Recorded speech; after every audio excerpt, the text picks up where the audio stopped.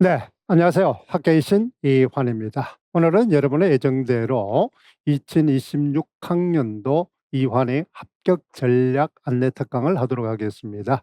오늘 여러분이 이제 자료를 여러분 받았죠. 이 자료를 보면은 오늘 이제 합격 전략은 3강에 걸쳐서 진행이 될 겁니다. 첫 번째는 제일 중요한 게 강사 선택과 여러분의 자기 점검 전략이 되겠죠.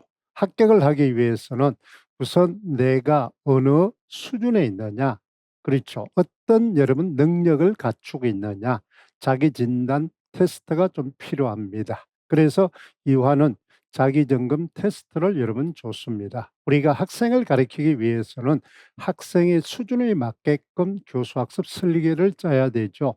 그래서 우리는 학습 수업이 들어가기 전에 하는 평가를 우리는 진단 평가다 이렇게 이야기를 하는 겁니다.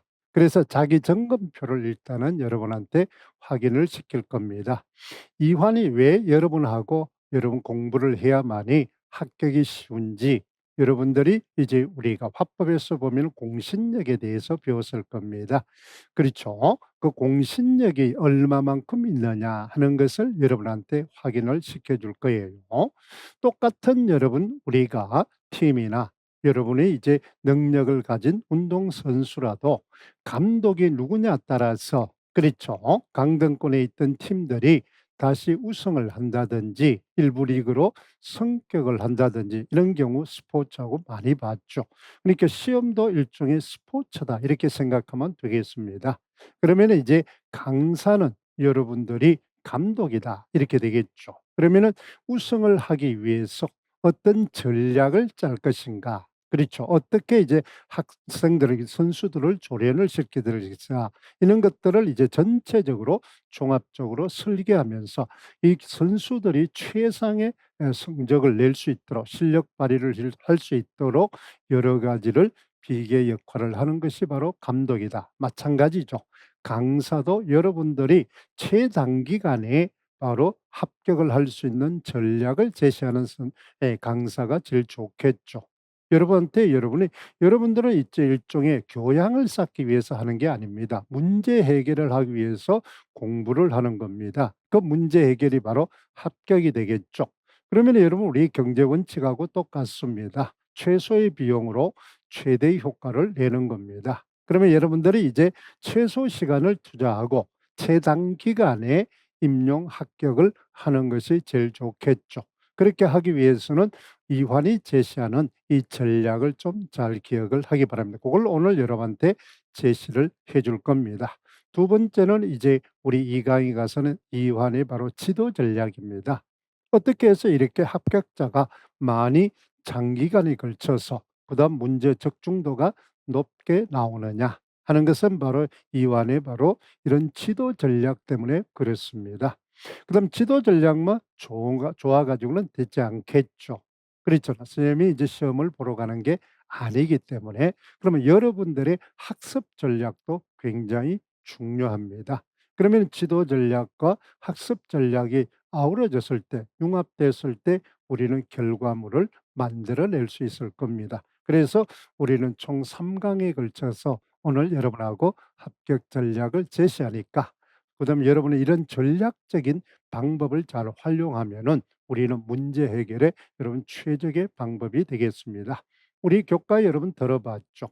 구성주의에서는 단계별 전략을 수립하는 겁니다. 그러면 여러분 1년 동안 공부를 하는데 임용 공부를 하는데 어떤 단계별로 어떤 전략을 짜야만이 효과적으로 합격할 수 있는지 그것을 여러분한테 아마 제시해 줄 겁니다.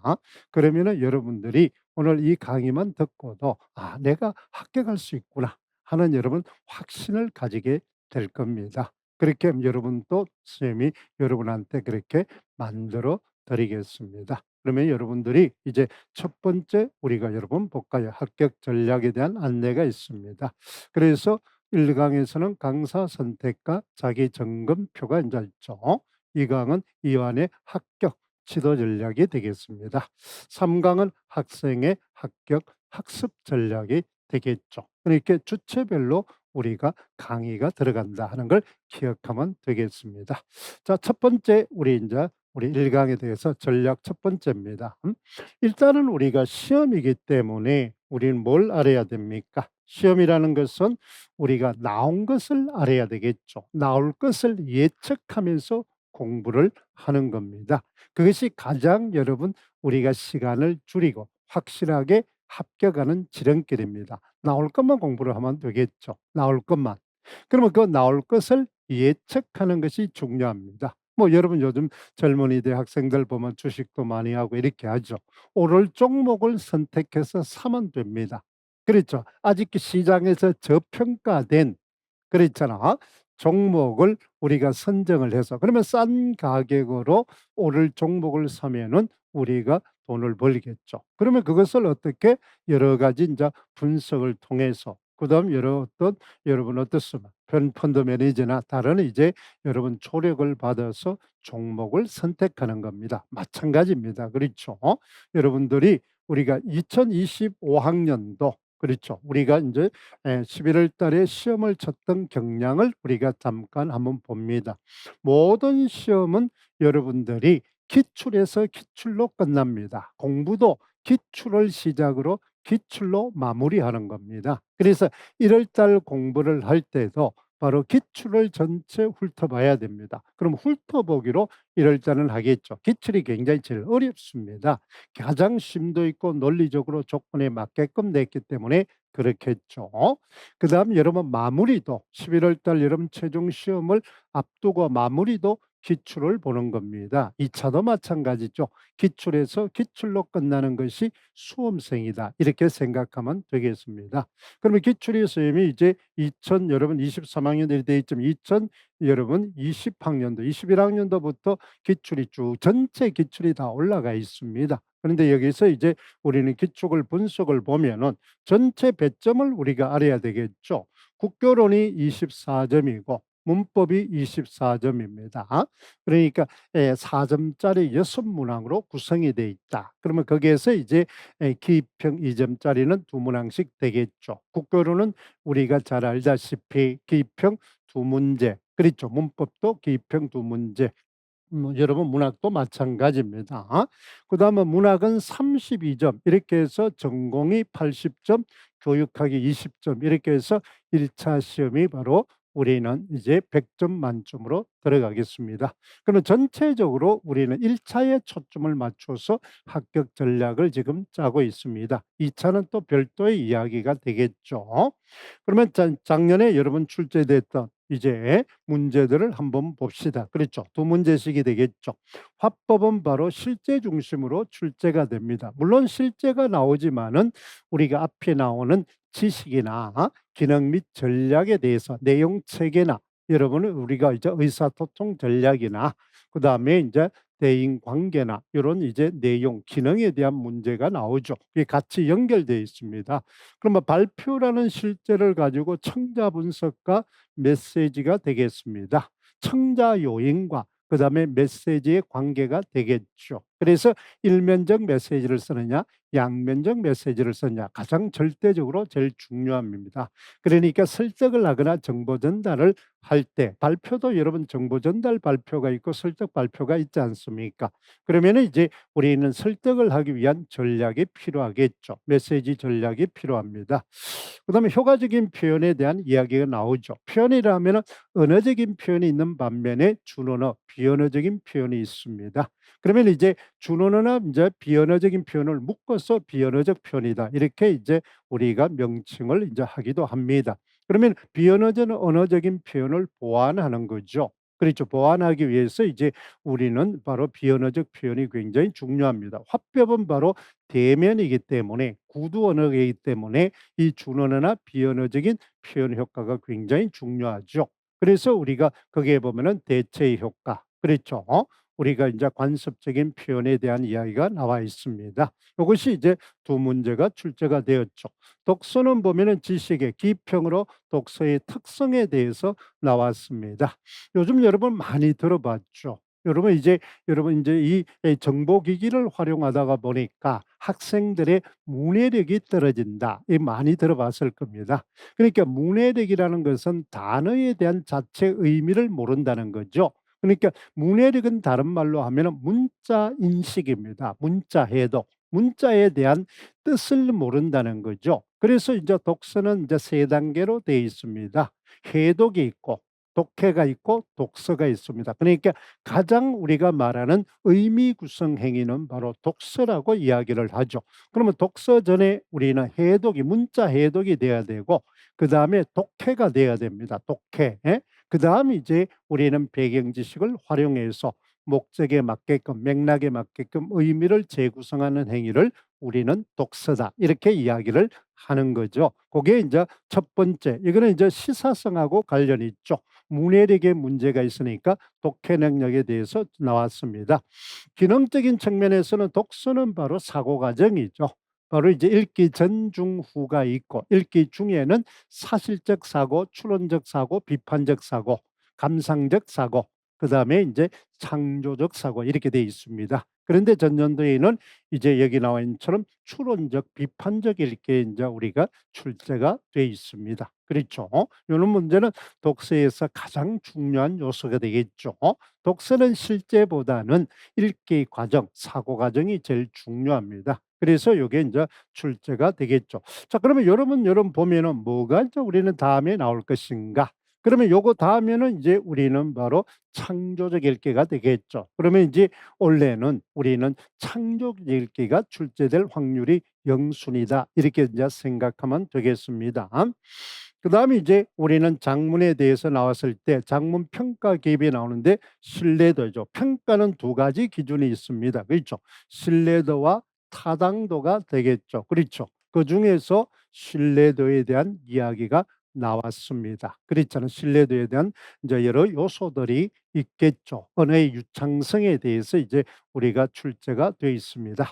작문은 무조건 작문 이론이 출제가 되게 돼 있습니다. 이거는 이제 나와도 또 나오죠. 작문 이론. 여러분들이 아마 공부를 한 친구들은 금방 알 겁니다. 형식주의, 인지구성주의, 사회구성주의, 그다음에 여러분 이제 장르구성주의. 먼저 장르구성주의 전에 이제 대화주의 이렇게 이제 되겠죠. 장르구성주의, 표현주의, 후기 구성주의 이렇게 이제 돼 있습니다. 그러면 이제 형식주의라는 것은 전통적인 우리의 바로 교사 중심, 주입식 교육이다, 암기식 교육이다 이렇게 보면 되겠죠.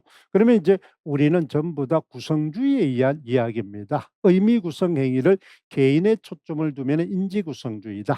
그다음에 공동체, 그래 다마 공동체 구성원의 협의에 의해서 이루어지면은 사회구성주의다 이렇게 되겠죠. 그다음에 그 사회구성주의에다가 우리는 형식주의를 융합한 게 바로 장르구성주의다. 담녀구성주의다 이러면은 다마 관습이 중요하다 이렇게 배웠을 겁니다. 그게 이제 출제가 돼 있죠. 서기에서는 고쳐 서기가 제일 많이 나옵니다. 이것도 그러니까 이 두 가지 영역은 매년 출제가 되지만은 또 나오는 그런 이제 형태다 이렇게 보면 되겠습니다. 그다음에 여러분 원래는 이제 전년도에는 특이하게 또 우리는 바로 어떻습니까? 바로 언어 통합 문제가 출제가 돼 있죠. 읽기와 쓰기가 바로 같이 통합된 문제. 바로 이것이 이제 언어 통합이다. 그러면 언어 통합이 있고 주제 통합이 있고 그다음 교과 통합이 있습니다. 그렇죠. 그래서 이제 교과 통합 문제 같은 것은 또 많이 출제가 되죠. 사회교과, 읽기 인제 우리 국어하고 사회교과하고 인제 그다음에 물리교과, 과학교과하고 교과 통합 문제가 전년도에 예전에 출제된 적이 있었습니다. 그러면 여기는 인제 중심 내용 파악하는 인제 독서가 되겠죠. 이거는 사실적 이해입니다. 그러니까 추론적 이해나 비판적 읽기가 인제 되려면은 사실적 이해가 기본이 깔려야 되겠죠. 요게 인제 출제가 돼 있고 그다음에 이제 주장하는 글쓰기에 대한 이제 논증 요소입니다. 그렇죠. 주장이 있으면은 이유가 있고 근거가 있어야 된다. 그게 바로 논리적이고 타당한 글이 되겠죠. 그것에 대해서 출제가 되었었습니다. 그렇죠. 그다음에 이제 우리가 여러분 보면은 문법은 이제 이번에는 이 바로 통사론에 대한 문법은 출제가 좀 되지를 않았습니다. 어문론은 매번 나오죠. 국어마 항상 쌤이 강조했던 문제가 그대로 출제가 이제 돼 있습니다. 이거는 뭐 우리가 어문에서는 제일 중요하죠. 그래서 국어마는 중세 15세기에는 국어음이 없었기 때문에 국어마가 없어요. 그다음에 이제 건대국어가 되면서 우리는 국유어마가 이제 생기게 됩니다. 물론 이제 어문 변동에서는 국유어마라든지 비어마, 유어마 이런 것이 출제가 많이 되죠. 그다음 대표적으로 음절의 끝소리라든지 그렇잖아. 그다음에 자음군 단수나 이게 이제 우리가 이제 형태가 되겠습니다. 그다음에 이제 우리가 사이소리나 된소리 이런 것들이 출제가 되었었죠. 그다음 리얼이나 이제 우리가 인제 반모음 이게 인제 되겠습니다. 다발료음이나 제이음이 되겠습니다. 이 리얼은 바로 자음 성격도 있고 모음 성격도 가지고 있습니다. 그랬잖아. 마찬가지죠. 반모음 반자음이다. 이런 문제가 나왔죠. 형태론에 대해서 이번에는 많이 출제가 됐습니다. 어감과 의미, 형태로는 이제 우리는 품사론이다. 이렇게 인제 보면 됩니다. 단어 형성이 되겠죠. 여기에 대해서 출제가 돼 있고 그다음에 인제 선어말 의미에 대해서 출제가 돼 있습니다. 항상 이야기하죠. 그러면 중세에서는 우리가 문법이 엄격하기 때문에 객체 높임, 상대 높임, 주체 높임 다 있었습니다. 그런데 이제 우리는 현대 문법으로 오면은 상대 높임, 선어말 의미라든지 객체 높임, 선어말 의미가 사라지게 되는 겁니다. 이거는 소실 문자 때문에 그렇죠. 그러면 객체 높임, 선어말 의미가 현대국으로 오면은 상대 높임이나 공손점으로 바뀌었다. 공손법으로 그것이 출제가 되었었습니다. 그다음 단어 형성에 대해서 파생법이나 합성법 원래는 이제 이 합성법에 대해서 출제가 되었었습니다. 그렇죠. 이런 걸 이제 우리 보죠. 그다음에 의미론에서는 단어 형성, 단어의 의미 간의 관계 문제가 많이 출제가 되는데 이번에는 중의성. 그럼 의미론은 이제 단어 의미 관계나 중의성 이 두 개밖에 없습니다. 그렇죠. 그렇게 해서 이제 24점씩 출제가 인제 우리가 이루어졌죠. 그다음에 인제 문학은 32점이 되겠습니다. 그렇잖아. 그럼 4 개의 여러분은 이제 갈래요. 장르에 우리는 어떻습니까? 4 개니까 각각 2 문제씩 해서 바로 이제 32점이 되겠습니다. 그러면 인제 우리가 잘 알고 있는 것처럼 특이하게 이번에는 바로 어떻습니까? 악장이 출제가 되었습니다. 악장. 악장은 이제 송축이 바로 인제 그러면 문학은 장르가 있으면 담화관습이 있다 그랬습니다. 그러면 악장의 형식적인 여러분 담화관습과 내용적인 담화관습 그게 바로 내용적인 담화관습은 우리가 잘 알다시피 송축이 되겠습니다. 그렇죠. 조선 군국의 정당성 그렇잖아. 그다음에 여러분 인제 국가의 무궁한 발전을 기원하는 그게 되겠죠. 그다음에 이제 전절과 후절로 구성이 되어 있습니다. 그러면 여기는 인제 우리는 바로 인제 어떤 신시체 바로 악장이 되겠습니다. 용벼천가는 악장은 소교체 악장도 있고 경기체가 악장도 있고 민요체 악장도 있습니다. 그런데 용벼천가라든지 이런 거는 신시체 악장이다 이렇게 인제 배웠습니다. 이것은 이제 쌤이 이제 문학 여러분 어떻습니까? 필수 문학 구조화할 때 다 여러분 장르 구조를 했었죠. 그러면 인제 우리는 특이하게 요런 게 악장이 여지껏 한 번도 나오지 않은 악장이 출제가 되었죠. 그러면 원래는 여러분 우리가 한 번도 아직 나오지 않았던 거 우리는 소학부라든지 그렇잖아. 이런 것들이 출제가 될 수 있겠죠. 소학부라든지 우리는 이제 어떻든 서사무가 요런 것들을 쪼끔 준비를 해 두면은 여러분들이 퍼펙트한 점수를 맞을 수가 아마 있을 겁니다. 사설시조는 매년 출제가 되니까 우리는 알아두면 되겠습니다. 사설시조도 분류로 보면은 3 가지가 있죠. 풍자형이 있고 그다음에 인제 연정가 형태가 있습니다. 그다음에 인제 우리는 바로 농부가 형태가 있습니다. 그렇죠. 그래서 3 가지 유형밖에 없어요. 사설시조는 평민문학이기 때문에 우리는 해학적이다, 풍자적이다 이렇게 보면 되겠죠. 그다음에 인제 원래는 소각에 대해서 출제가 됐습니다. 전전년도에서는 이제 우리는 뭐에 대해서 우리는 바로 향가에 대해서 출제가 되었었죠. 그러면 소각 항상 강조를 했던 겁니다. 만전춘별사 여지껏 나오지 않았던 이제 내방가사가 출제가 되었었죠. 그러면 내방가사가 인제 우리가 출제가 되었으면은 원래는 원령체 가사라든지 그렇죠. 원령체 가사. 여러분 제일 많이 나오는 거는 강어 가사나 영군 가사나 항상 나와도 또 나옵니다. 그러면 이제 해거리 형태로 지금까지 나왔지 않았던 내방 가사. 그러니까 원래는 보면은 인제 예전에 비해서 그렇죠. 나오지 않았던 장르에서 많이 출제가 되었다는 걸 알아두면 되겠습니다. 그러면 인제 원래 여러분 전년도에는 이렇게 인제 우리는 인제 어떻습니까? 쪼끔 소외된 장르가 나왔다. 그럼 원래는 이제 보편적인 장르를 항상 우선적으로 공부를 해 두면 되겠죠. 그런 겁니다. 그다음에 설화는 이제 항상 우리가 나왔죠. 우리가 이제 여러분 잘 알다시피 그렇잖아. 우리가 여러분 설화 문학에 인제 출제가 계속 연달아 나오고 있습니다. 그렇잖아. 물론 인제 대표적인 당군신화라든지 주몽설화 이런 게 있지만은 후기 창작설화 같은 것이 출제가 됐습니다. 온달전이 인제 출제가 됐었죠. 그런데 이제 그거에 비해서 이제 가전체 그렇잖아. 의나 소설의 원류가 될 수 있는 풍왕서. 여러분 풍왕서가 여러분은 이제 하왕계입니다. 그렇죠. 하왕계. 그렇죠. 왕을 풍자하는 여러분 노래다 이런 겁니다. 제목을 여러분 달리 붙여서 여러분한테 쪼끔 여러분 생소함을 준다. 이것이 원래 인제 출제 패턴의 형태입니다. 임용의 출제 패턴의 형태를 보면은 우리는 영령정도 여러분 다른 말로는 상사동기다 이렇게 이야기를 하죠. 임경업전도 우리 임장군전이다 이렇게 출제가 되었습니다. 최고운전도 여러분 이제 최충전이다. 최고운에 초점을 둔 게 아니라 최고운의 아버지인 최충에 초점을 둬서 최충전이다. 이렇게 출제가 되었었습니다.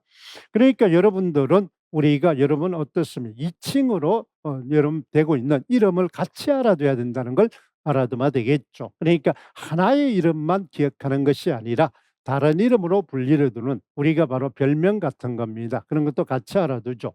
애정소설 항상 우리는 기본입니다. 영웅소설의 아류다 이렇게 인제 보면 되겠죠. 그러면 영령정 같은 것이 이제 이는 상사동기가 출제가 되었습니다. 현대시에서 원래가 여러분들이 쪼끔 여러분은 어떻습니까? 선생님도 오장환의 시가 출제되리라고는 생각을 하지 않았습니다. 그렇잖아. 오장환의 시가 한번 출제가 되었었습니다. 그렇게 우리가 오장환이 시문학사의 절대적인 위치를 차지하고 그런 거는 아니기 때문에 이제 모총 같은 것이 이제 우리는 모더니즘 시할 때 출제가 되었었죠. 그걸 여러분은 예측은 못 했습니다. 천양이나 우리가 여러분 외길 같은 것들 쌤이 이제 여러분 모의고사 때 했습니다. 천양의 시인 같은 거는.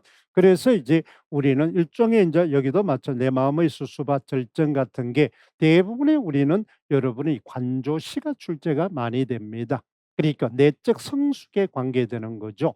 내 마음이 수수밭이다. 그러니까 혼란하고 고통스러웠던 마음이 인식의 전환을 통해서 우리는 바로 마음의 어떤 성숙, 상처, 고통을 극복하는 거죠. 시는 다 이렇게 되어 있습니다. 기성정결 구조로 되어 있기 때문에 그렇다는 걸 잘 알아두면 되겠죠.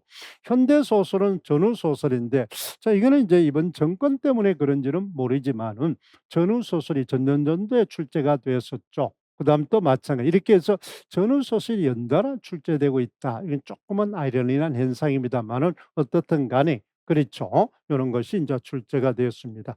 이 성장 소설은 뭐 무조건 쌤이 강조했던 그러면 이 관조시와 더불어서 성장 소설은 항상 우리한테 문학과 삶, 효용성에 관계되기 때문에 매번 출제가 되죠.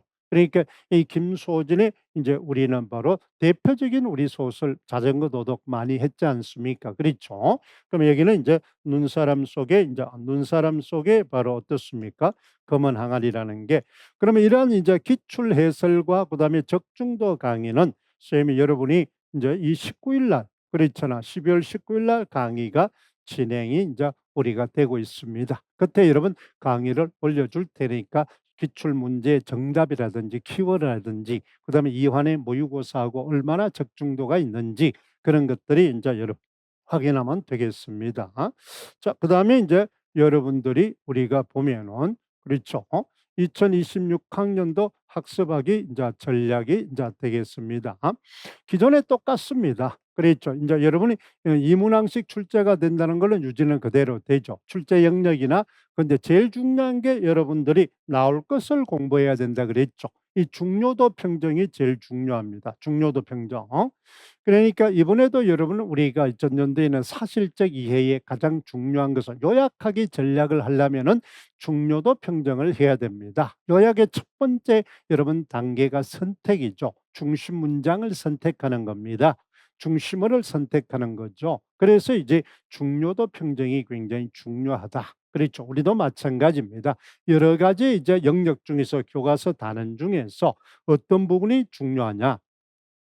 중요하다는 것은 나올 확률이 높은 거, 수험생은 그 과목의 어떤 중요 비중을 따지는 게 아니라 출제 비중을 따지는 겁니다. 그 과목에 물론 중심적인 핵심적인 그런 뿌리가 되는 내용도 중요하지만은 그건 이미 출제가 됐으면은 출제 확률이 떨어지죠. 그런 것들은 이제 중요하다고 볼 수는 없는 겁니다. 여러분은 수험생이기 때문에 출제 빈도가 있는 것이 바로 중요도다, 이렇게 볼 수 있죠. 그다음에 이런 선택과 집중을 합니다. 그래서 이제 1년 만에 합격을 해야 되기 때문에 전체를 다 공부할 수는 없잖아요. 그렇죠? 그렇기 때문에 선택과 집중이죠. 그다음에 이런 장르별 특성과 문학사, 지식 이런 거하고 이제 우리는 관계. 그러면 요즘은 전부 다 통합형이죠. 실제형입니다. 그러니까 지식이나 기능이나 실제, 교수학습 방법, 평가 방법이 교수평 일체화 학습을 해야 되겠죠. 그다음에 실제 중심으로 우리는 적용학습이 됩니다. 실제 상황 속에서 그 이론이나 지식이 어떻게 적용되고 있는지 실사례를 묻는 공부가 됩니다. 그게 바로 문제 해결 능력이기 때문에 그렇게 출제가 되고 있다는 걸 여러분 잘 알아두면 되겠습니다. 자, 그러면은 이제 우리는 바로 이렇게 이제 전년도 걸 먼저 살펴봤습니다. 항상 여러분 공부하는 방법을 지금 순서, 그러면 이 순서대로 보면 공부를 하면 되겠습니다. 그러니까 강사 선택이 중요하다 그랬죠. 이화는 여러분 누구냐? 그랬잖아. 우리가 구성주의에서 교사는 비계 역할, 빨판 역할을 합니다. 단순히 빨판 역할만 해가지고는 되지 않겠죠. 여러분이 이제 임용 공부를 하기 위한 설계를 잘 해줘야 됩니다. 그래, 여러분이 이제 시간이 없고 종합적인 지식이 조금 여러분이 부족하기 때문에 선생님이 설계를 해줄 겁니다. 그러면 선생님이 설계한 것에서 여러분이 개인화 시키면 되는 겁니다. 그렇죠. 이걸 바탕으로 그대로 여러분 답습을 해도 되고, 그다음에 여러분들의 수업 여러분 배경 지식이나 상황 맥락에 맞게끔 재구성하면 되겠습니다. 뼈대를 형성해 주죠. 그다음에 안내자, 즉 내비게이션화 되는 겁니다. 그러니까 여러분들이 우리가 내비게이션을 보면 여러 가지 모드가 있잖아요. 그렇죠? 최단 거리가 있느냐? 그렇죠. 돈을 내는 거리냐? 돈을 내지 않고 갈 수 있느냐? 그렇잖아요. 우회적으로 국도로 가느냐, 고속도로 가느냐, 이런 이제 전용 도로로 가느냐, 여러 가지 이제 모드가 있습니다. 그렇죠? 그러면 그것을 여러분이 이제 안내를 해줄 겁니다. 그러니까 여러분들의 학습, 이제 여러분들이 임용을 준비할 수 있는 여러분 각자가 여러분 상황 맥락이 다르니까 그런 상황 맥락에 맞게끔 여러분의 모드를 선택하면 되겠습니다. 그다음에 조력자요, 촉진을 이제 시켜주는 그런 역할을 할 겁니다. 그다음에 왜 이제 이완인가 하느냐? 쌤이 이제 임용 강의를 2011학년도, 즉 2010년도부터 여러분 이제 강의를 했습니다. 벌써 이제 우리는 15년이 됐네요. 2010년도부터 해서 이렇게 해서 이제 강의가 쭉 해서 합격자 명입니다. 평균 여러분 보세요. 30명 내지 40명의 이제 우리가 이제 합격자를 냈습니다. 그렇죠. 원래는 또 몇 명이 나올지만 작년도는 이제 인원 뽑는 인원이 적어서 우리가 2024학년도는 조금 떨어졌습니다. 많은 우리가 여러분 보세요. 우리가 3,400명을 뽑는데 우리가 30명 내지 40이다. 그러면 선생님이 이제 가르치는 학생들 중에서 10%의 여러분 합격률이 나온다는 겁니다. 엄청난 숫자입니다. 꾸준하게 나오죠. 이런 것들이 이제 결과를 여러분한테 만들어 주는 거죠. 팩터입니다. 그랬잖아. 그러니까 합격자 특강을 한번 보세요. 선생님이 이제 카페에 보면 있습니다. 그걸 이제 보죠. 그러면은 왜 이렇게 이제 이게 이제 여러분한테 공신력입니다. 신뢰도를 주기 위한 하나의 팩트를 이야기하는 겁니다. 그러니까 이런 것들은 선생님이 이제 카페에 보면 아니면은 이제 여러분 선생님이 이제 지스코리에 여러분 선생님 코너에 보면은 합격자 특강들이 쭉 올라가 있습니다. 기출 해설 특강도 있고, 그다음에 여기서 나온 합격 전략 특강도 올라가 있어요. 선생님 이제 코너에 보면은 와서 보면 됩니다. 이와는 누구냐? 일단은 여러분 학력입니다. 학력이 뭐 여러분들이 그렇죠. 그래도 내노라는 대한민국에서 제일 그래도 엘리트 집단의 학교를 졸업을 했습니다. 그만큼 이제 베이스가 잘 돼 있다는 거죠. 그렇죠. 옛날부터 기본적인 베이스, 학력을 갖추고 있다는 겁니다. 꼭 이 대학을 나왔다고 해서 우리가 성적이 실력이 좋다, 지금 임용 강사로 좋다, 이거는 아닙니다만은 그래도 그렇죠. 필요 조건은 되죠. 필요 충분 조건은 아니지만은 그것이 여러분한테 이제 하나의 될 수 있죠. 그다음에 이제 제일 중요한 경력입니다. 그렇죠. 경력은 보면은 학교 근무 경력이 꽤 깁니다, 쌤이. 그다음에 이제 그러니까 학교 교직 경력이 있다는 것은 학교 현장을 잘 안다는 거죠. 연구부장을 했기 때문에 우리는 2차 지도가 굉장히 실제적입니다. 그럼 실제로 쌤이 이제 전 교사들의 연구 수업을 담당을 했고 평가를 했고 그랬죠. 그렇기 때문에 연구 수업이나 2차나 그다음에 또 신임 교사를 뽑으면 꼭 연구부장은 참석을 해서 평가를 하게 돼 있습니다. 쌤이 이제 국어과 이제 대표를 했기 때문에 국어과 모집할 때도 국어과에 대한 평가를 다 하고 이렇게 했습니다. 그다음에 그래도 여러분은 보세요. 바로 이제 우리 EBS 강의를 이제 했습니다. 쌤이 이제 고등학교를 하고 이제 학원 강의를 좀 오래 했기 때문에 EBS 수능 강의나 논술 강의, 그다음에 이런 평가원이나 여러분들이 봤던 그래도 대한민국에서 내놓으라는 모든 거는 다 했습니다. 그렇죠. 그다음에 이제 국어 공무원 출제위원도 쌤을 이제 했습니다. 예전에는 우리가 보면은 고등학교 선생님들이 국어 공무원 국어 출제를 많이 했습니다. 그때 선생님이 제 출제를 이제 꽤 많이 했죠.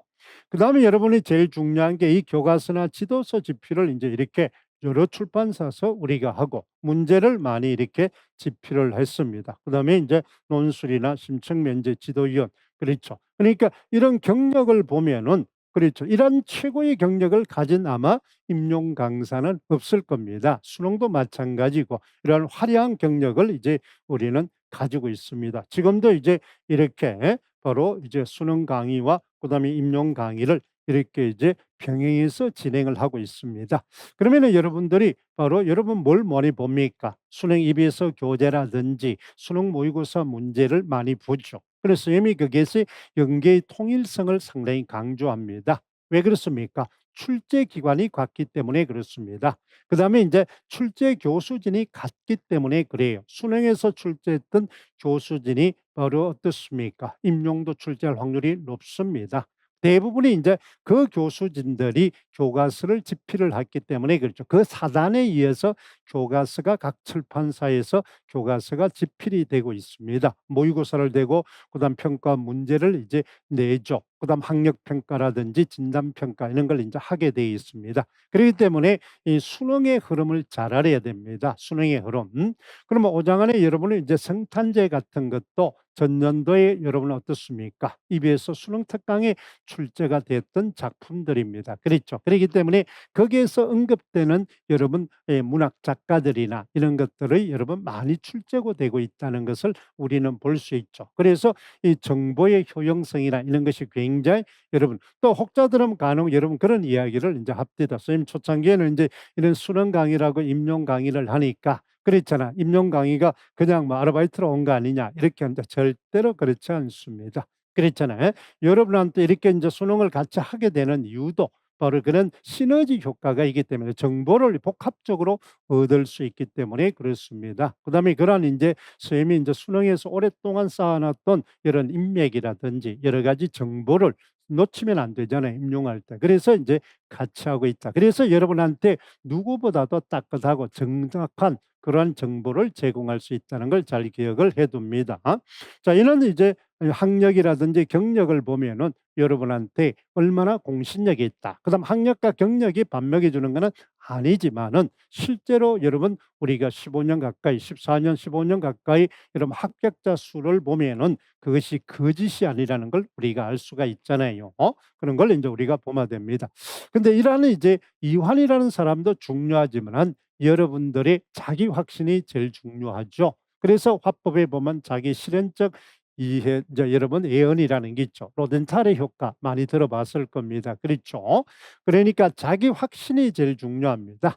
그래서 우리는 보면 어떻습니까? 선생님이 수업하기 전에 이런 자기 주문을 많이 외웁니다. 이 주술적인 거다 이렇게 뭐 이야기하면 할 말이 없습니다만은 인간은 바로 이런 주술적 믿음에 의해서 자기 확신을 가질 수 있죠. 그게 바로 정의적 요소 중에서 동기유발이 되겠습니다. 동기유발. 그래서 긍정적 자아 개념이다. 좋게 말하면 이렇게 되겠죠. 자기 확신이 있는 우리는 수험생은 그만큼 합격률이 높다는 겁니다. 공부의 효과도 뛰어나다. 이런 걸 여러분 잘 기억을 해야 되겠습니다. 됐죠? 그럼 합격 주문에 대한 이걸 항상 선생님은 수업 전에 우리는 외고 같이 이제 하게 됩니다. 그래서 합격자가 이제 왜 많은가? 그것은 바로 뛰어난 뭐 때문에 이런 지도 전략과 바로 학습 전략 때문에 그렇습니다.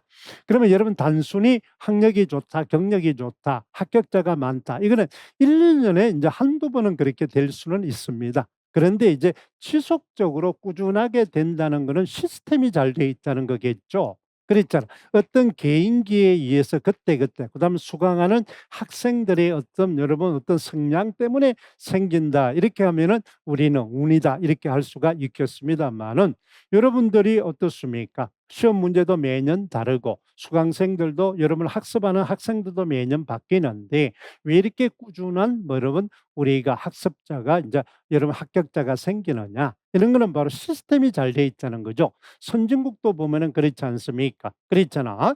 기업도 그만큼 다르고 음식 종류도 다르고 구성원도 다른데 왜 선진국이 계속 유지가 되고 어떤 나라는 바로 선진국이었다가 후진국으로 나락으로 떨어지고 그다음 후진국이었다가 다시 선진국으로 되느냐?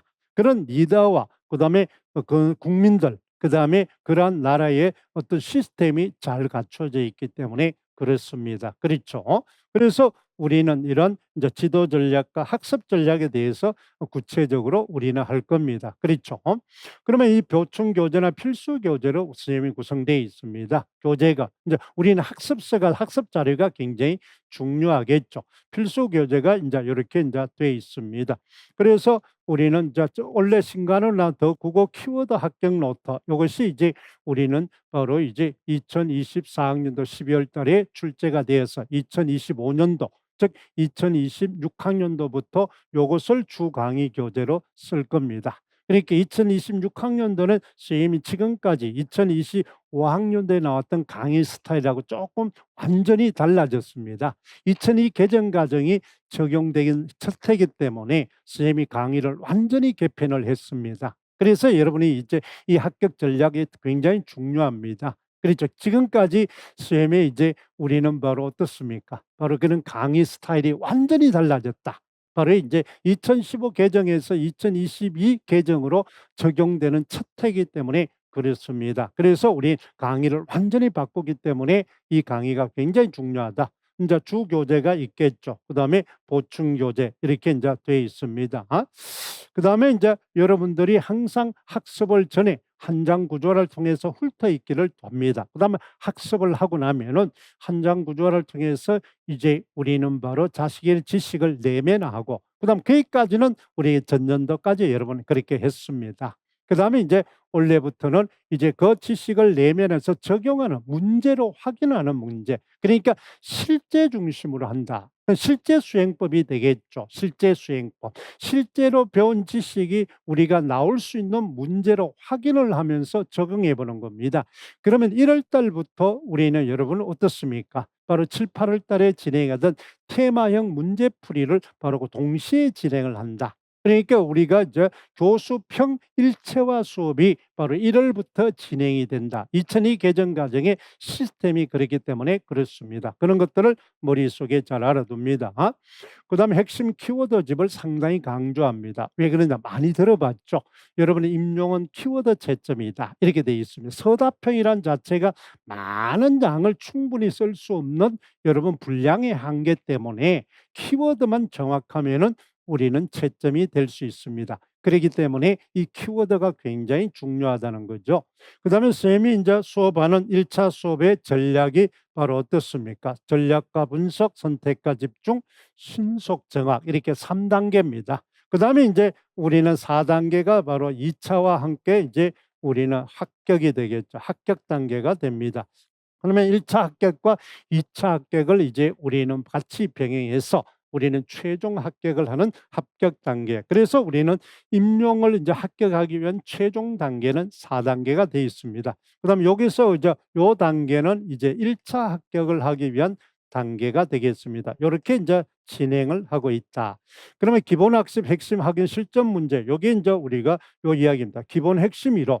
요게 이제 키워드 강의가 되겠습니다.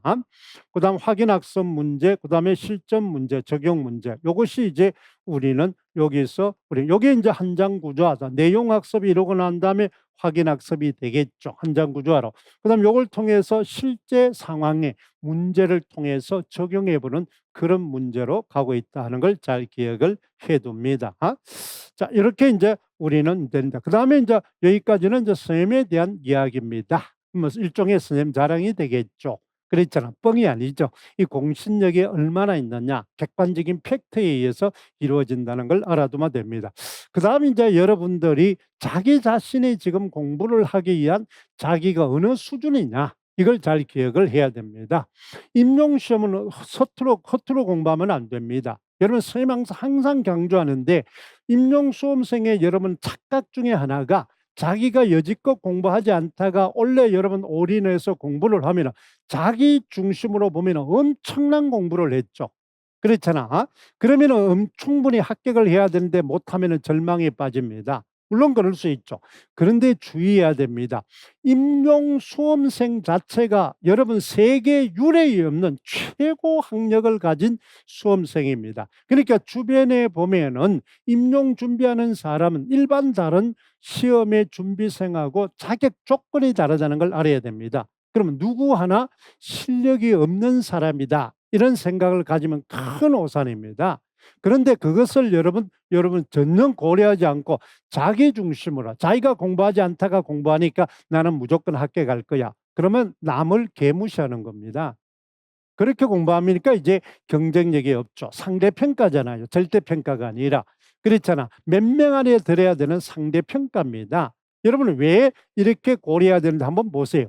임용시험 치는 자격부터가 어렵습니다. 자, 보세요. 임용시험 치려면 첫째, 제일 유리한 고지에 있는 사람이 국립사범대학 국어교육과 나온 사람입니다. 그렇죠. 이 사람은 고등학교 때부터 공부 잘했어요. 내신 성적이 좋아야 되잖아요. 그 다음에 이제 국문과에 가서 국문과에 들어가지고 그랬잖아. 교직을 이수한 사람이라야 됩니다. 그러면 국어하고 제일 관련이 깊은 사람이 제일 유리하겠죠. 그러면 국어교육과를 나왔거나 그 다음에 국어국문과를 나와서 교직을 이수한 사람이 2순위입니다. 이게 0순위, 1순위. 그 다음에 이제 여러분 어떻습니까? 다른 교과를 나와서 복수 전공을 해가지고 교직, 국어 이제 여러분 복수 전공을 해서 교직을 이수한 사람. 그다음 이제 국어 교육이 있습니다. 그렇잖아.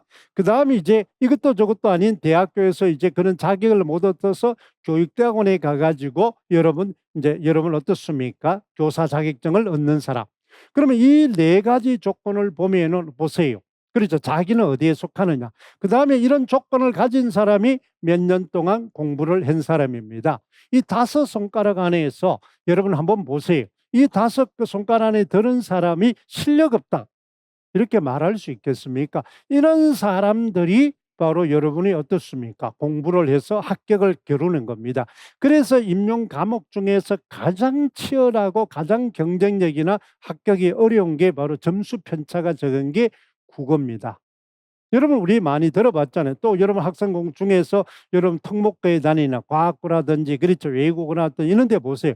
거기는 여러분 꼴찌를 해도 우리는 인서울 다 합니다.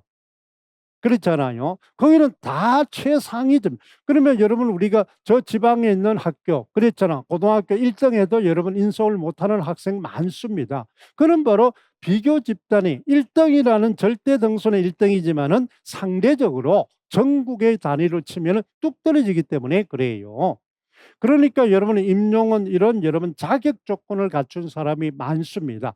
그러니까 여러분들이 자기 실력을 객관화할 필요가 있다는 걸 꼭 기억을 하세요. 그 객관화해 보는 것이 바로 자기 여러분 점검표입니다. 그래서 1번부터 여러분 보세요. 우리가 50번까지가 있습니다. 그렇죠. 50번까지가 선생님이 50항목을 이렇게 쭉 했어요. 그러면 이걸 여러분 체킹을 하면서 자기 자신을 객관화할 필요가 있습니다. 물론 이제 점수가 이렇게 해서 점수가 절대적인 건 아니지만은 이제 우리가 5번 쪽으로 가서 이제 점수가 높은 사람이 경쟁력이 그만큼 상위에 있겠죠. 즉 경쟁력이 상위에 있다는 것뿐입니다.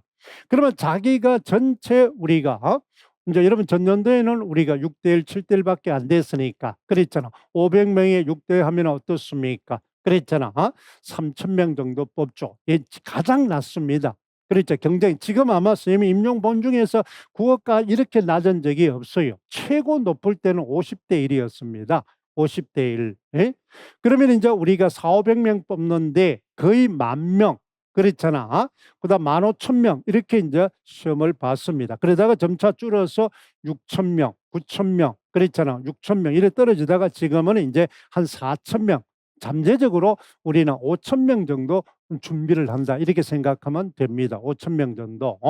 그러면 평균 10대 1이다 이렇게 보면 돼요. 그러면 이제 400명, 300명 뽑으면 15대 1 이렇게 했죠. 지금처럼 이렇게 6대 5대 1 이렇게 전년도가 나온 거는 여러분 드뭅니다. 그러니까 올해도 경쟁률은 낮습니다. 그러니까 올해가 최적기다. 이거는 바로 우리가 잘 알다시피 2002 개정으로 바뀌고 전자 디지털 교과서가 생기면서 기존에 여러분은 어떻습니까? 교사들이 이런 정보기기 수업에 따라가지를 못합니다.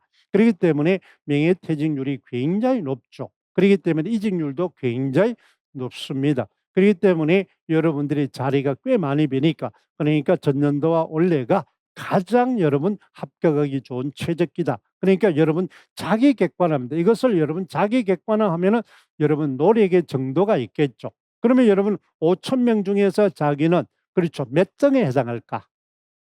생각해 보세요. 5,000명 중에 500명을 뽑으면 몇 등을 해야 됩니까? 10대 1이 아니라 11명, 여러분은 이제 10대 1, 5대 1, 6대 1이라면 6명만 터뜨리면 된다. 이렇게 생각하는 착각입니다. 실제로 여러분 보세요. 만약에 5,000명 하는데 500명 뽑는다. 자기는 어떠냐? 500등에 들어야 되잖아요. 그럼 몇 명을 떨어뜨려야 됩니까? 그렇잖아요. 그렇잖아. 4,500명을 떨어뜨려야 됩니다. 그러니까 4,500대 1이에요. 4,500대 1. 4,500명을 떨어뜨려야 자기가 합격이 가능하잖아요. 5대 1, 10대 1이 아니라. 그랬잖아. 그럼 원래 같으면 6대 1이다. 이러면 500명 뽑는데 여러분은 이제 3,000명이 되겠죠. 그랬잖아. 그러면 이제 우리가 여러분 한번 보세요. 그랬잖아. 그러면 500명을 하면 2,500대 1입니다. 그렇죠. 2,500대 1. 그렇죠. 6대 1이 아니라 2,500명을 떨어뜨려야 자기가 합격을 하잖아요. 그러니까 그만큼 치열하다는 여러분들이 그런 어떤 경쟁력이 허수에 놀아나면 안 됩니다. 물론 자기 합리를 위해서 만족감을 주기 위해서는 그럴 수 있지만은 그런 것이 반맥이 주는 건 아닙니다. 그런 거는 우리가 고전 소설을 읽을 때나 그렇게 하는 거지. 그렇잖아. 대리 만족 이런 거죠. 근데 여러분 임용은 합격은 현실입니다. 0.0001점만 모자라도 떨어지는 겁니다. 나보다 0.0001점만 높아도 그 사람은 되는 겁니다. 그러면 천양지차죠. 이거는 100을 가지고 나는 제로를 가지고 나는 0.1점 때문에 떨어졌다. 그건 제로입니다. 제로. 0.1점 때문에 합격됐다. 그 사람 100입니다. 당락의 문제에서는 1점, 0.1점이 여러분 간혹 떨어진 사람이 그런 말 있죠. 나는 뭐야? 애석하게 그렇죠. 재수 없게 0.1점 때문에 떨어졌다. 그건 제로 베이스예요. 제로 베이스. 그렇잖아. 저 사람은 뭐 하는 거예요? 운 좋아서 0.1점 때문에 합격했다. 그 사람은 100점입니다. 그걸 생각을 잘해야 돼요. 그러한 어떤 자기 합리화에 초점을 두고 공부를 하면 필패합니다. 그러니까 여러분들이 자기 객관화할 필요가 있다는 걸 잘 기억하세요. 그럼 이런 이제 자기 전담표를 여러분은 꼭 좀 기억을 해둘 필요가 있다. 이것이 바로 첫 번째 강의엔 바로 이완이 바로 어떻습니까? 강사 선택과 자기 점검 전략입니다. 그러니까 여기는 바로 일단은 바로 객관화하자 이 말입니다. 한마디로 말해서 객관화하자. 그렇죠. 강사든 그 다음에 여러분이 이제 우리는 자기 자신이든 객관화하자. 그러면 객관화하려면은 바로 어떻습니까? 뜬구름 가지고 소문을 가지고 하는 게 아니죠. 자기가 실제로 체험한 것을 바탕으로 우리는 팩트를 중심으로 객관화해서 자기 공부를 해둘 필요가 있습니다. 집안에 가만히 앉아서 인강으로 누가 그렇다더라, 누가 그렇다. 자기가 직접 체험해 보고 자기가 강사와 자기 문제도 그렇죠. 자기가 직접 그 사람하고 대면해 보고 강의 들어보고 샘플 강의 있잖아요. 그다음에 기껏해야 임용 강의는 수능 강의가 다르게 강사 몇 명 안 됩니다.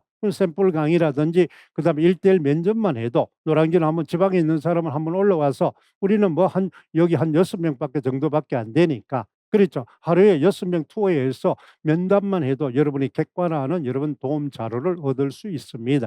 그렇게 해서 자기 자신을 객관화할 필요가 있다는 걸 좀 알아둘 필요가 있겠죠. 이렇게 해서 여러분이 이제 여러분 첫째 강사 선택과 자기 전략 강의를 했습니다. 조금 휴식했다가 5 분만 휴식했다가 우리는 이안의 합격 지도 전략 그다음 요걸 하고 그다음 또 5분 휴식했다가 우리는 3 강 그다음에 학생의 학습 전략 이렇게 해서 세 파트로 나누어 강의하도록 하겠습니다. 수고했습니다.